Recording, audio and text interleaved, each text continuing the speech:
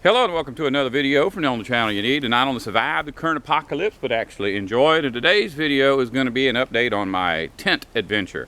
I made a video maybe a little over 2 weeks ago where I said I was going to put up a tent and live in it for 30 days and make videos every day of the things that I was doing out there in the tent. And my initial idea was to make it like a reality TV show. But since then I've done a little research, and to do a reality TV show right, you're supposed to have a production crew, which is a lot of money. It's like a gazillion dollars, and I don't have a gazillion dollars. I can't even hire somebody to come help me prune my trees. But you have to have a production company, a production crew, because you got to have somebody to design the sets for a reality TV show. You got to have somebody to design and make the costumes for your reality TV show, and you got to have script writers for your reality TV show. So for the last couple of weeks I've been a little bit depressed because I knew I couldn't hire all them folks. But I've been thinking about it, and what I'm gonna do instead of a reality TV show is whenever I do something around here, I'll make a video of it and put them all together. So it won't be a reality TV show, but it'll be close, you know, probably next closest thing to a reality TV show.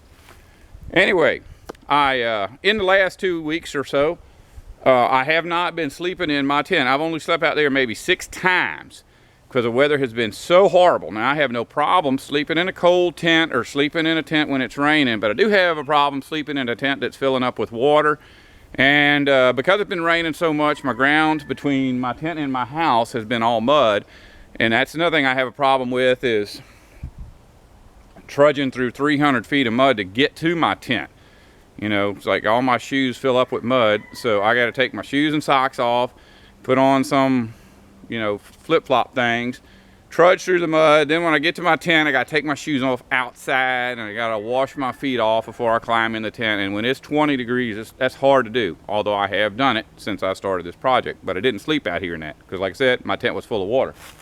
But we'll talk about that, and hopefully we'll be able to get back on track and start making videos, posting videos more often about me living out here in the tent. Now, initially I said I was going to do it for 30 days. Well, more than half of that time is gone, and I have not done anything out here, and I've got a lot of stuff I want to do. So we're going to go ahead and stretch this out over maybe my whole life. I'm enjoying living out here. On the days I sleep out here. By the way, I'm not living in the tent. I'm sleeping in the tent. I'm out here in the yard most of the day when it's nice weather, and then at night I'm in that tent sleeping and reading. But for about 8 hours a day, I'm in the house cooking and cleaning and doing all them kind of chores, and on my laptop responding to emails and stuff like that. But we're going to get out here, and I'm going to stay out here hopefully for the rest of my life. I enjoy it out here. Got down to about 26 degrees a few nights ago, and it poured down all day long. It was pouring down rain.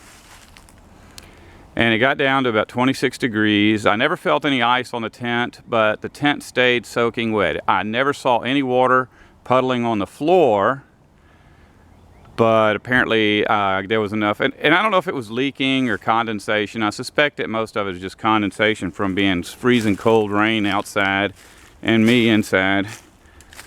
I'll show you. The only thing that got wet was the bottom blanket that I sleep on. And that's the wet water spot on there is where it was wet.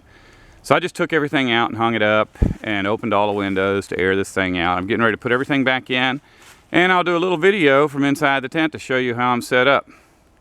Since I've started this adventure of sleeping out in the tent full time, I've actually only slept out here 6 nights in a little over 2 weeks. And the reason for that is that my tent keeps filling up with water, you know.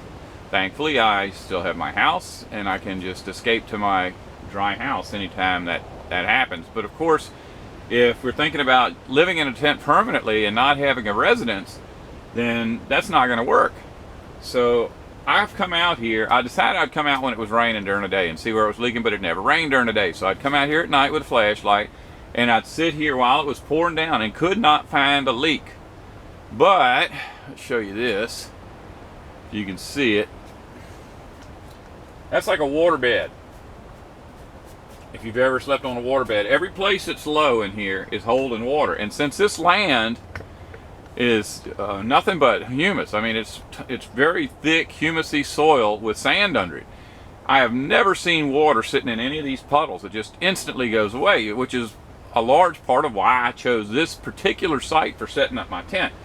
What I believe is happening is that somehow water is running in between the tent and the footprint that I put underneath here. And the footprint, if you go back and watch a video where I'm installing a tent, setting a tent up, footprint is nothing more than a tarp that you put under a tent to kind of keep the wear and tear down on the outside of the floor of your tent. But for the time being, I think the only solution to this problem is to try to pull the tarp out from under here, because a permanent solution would be to just level all this land out or build some kind of a floor here out of lumber, or take the tent somewhere else, and I really can't be doing that right now. It's a lot of work, and I'm going to try until I can find a better place and get it all set up. I want to stay here at this place, which means I'm going to have to try and get this tarp out of here.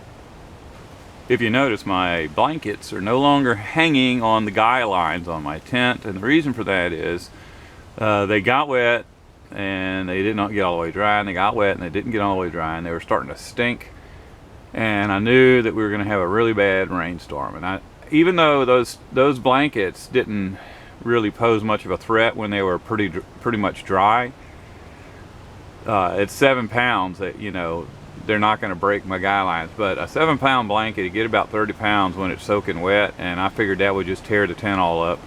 So I went ahead and set up a clothesline. I figure if I'm going to stay out here permanently, I'm going to be using that quite a bit, so it might as well be there. And I may even move it, because you know, I'm not real comfortable with where I've got it tied off right now. But at this very moment, those blankets are pretty dry. It's been blowing really hard. We had a really hard storm last night. It actually unsnapped the rain fly from the front of the tent.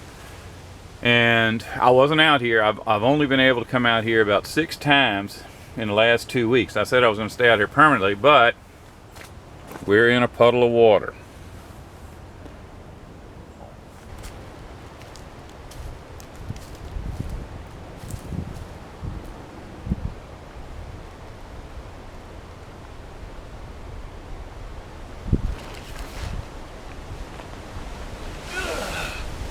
Not a problem.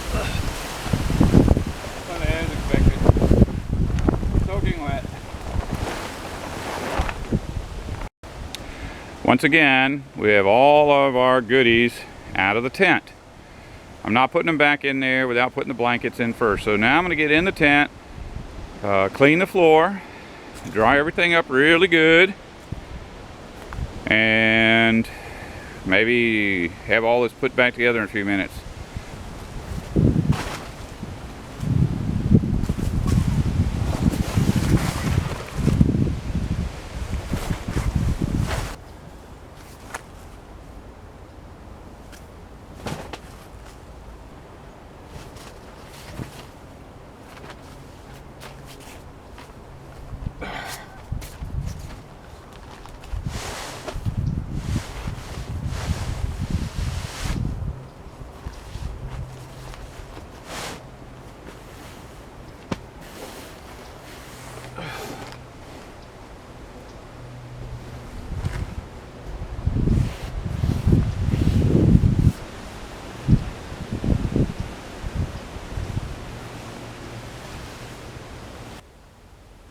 Now that everything is set up in my tent the way I want it set up, at least the way I probably have to have it set up if I end up living out here, is basically this.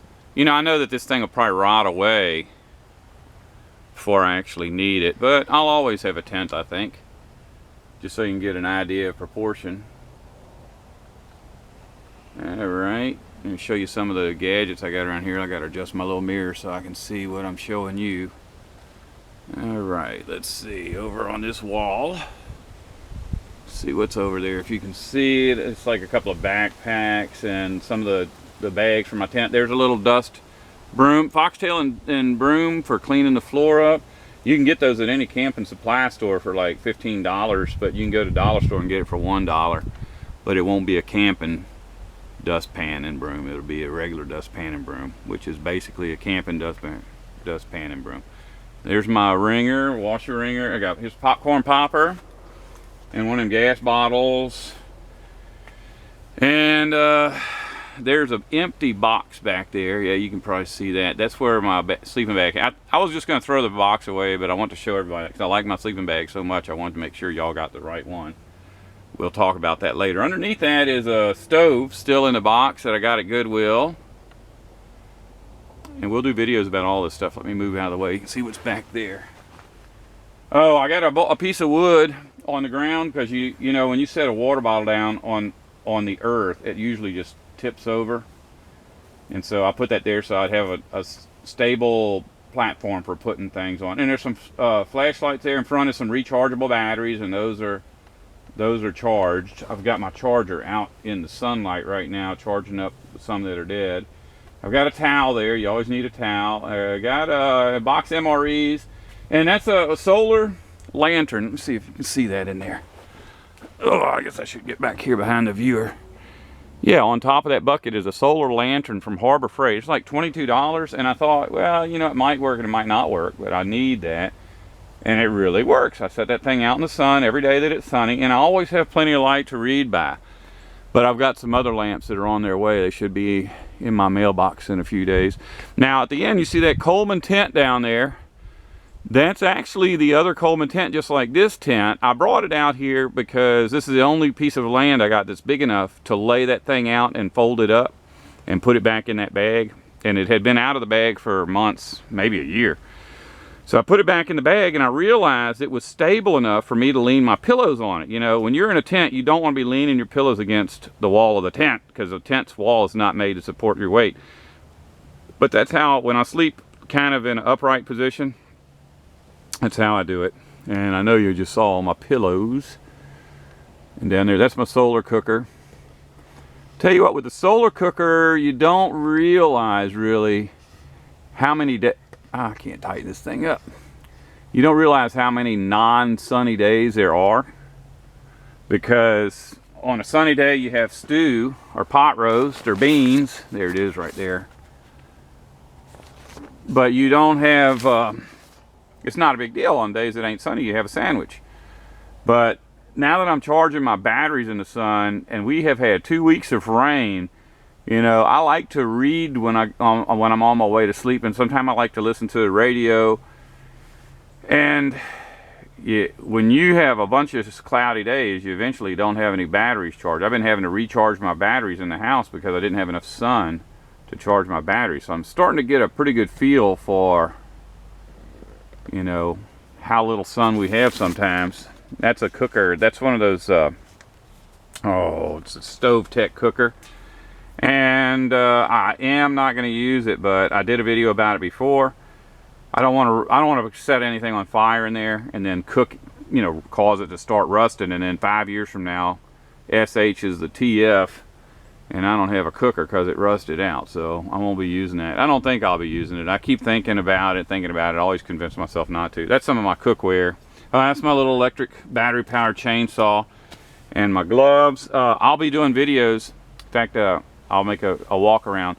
I'm clearing a piece of property, and every time I work on the property, I set my camera up in the same exact spot, so you'll be able to see a time-lapse movie of me clearing out a really nice sized chunk of land. And it's really, really going to be beautiful, and I think that that'll really inspire people that want to do what I'm doing, because you see, when you see something that's unkempt woods that you can't walk through turn into a park, it's awesome. I think everybody knows how pretty my property is. And that is that where you're seeing right now, everything that's nice, that belongs to me. And in fact, what you see on that side is mine. What's on that side, right here, over there, ain't mine. But that's okay, because the people that own all of this, I haven't seen that guy in about 15 years, and he was really old, and he was really rich. So this is just like he has hundreds and hundreds of properties, and this one here probably isn't a priority because it's kind of like wasteland. But all of that right there is mine. So what I plan on doing, if you notice, you can't see my pretty cleared out part because it's just a lot of brush. But I've started to clear this, and every time I do, I set my camera up in the same spot, so you'll get to see a time-lapse movie of this all getting cleared out. And this isn't even the best part. Now, like I said, that's not all my property, but no one ever comes out here. So I'll be clearing all through there too, and that's like something magical. This is like a TV set. You know, something you would see on a nature channel or something. So we get all this cleared out. This is going to be wonderful. Big, beautiful little. And look, when I bought this property, this magnolia wasn't as tall as me. And now it's about, I guess it's about 20 feet. Not that big around, but it's trying to reach for the sun underneath these oaks, so it'll get real long and skinny. This stump right here is my marker. That's where a big tree fell down. If the tree was going that way, that's like the roots. But it's pretty rotten, and I probably could just kick it over. But right now, that's my marker where I set my tripod up. And then I move my camera over, and I move it till that big tree is just right at the edge. And that's where I set up whenever I'm clearing my property. I've got buckets of water for in case there's a fire. You know, if the fire gets out of control. There's my fire pile. All of this area where that fire pile is was all woods just 2 weeks ago. And as time goes on, I will clear all the way up to those big trees. I'll show you where those trees are that we were just standing under. They're really right, very close. And it really ain't gonna take but maybe 2 months.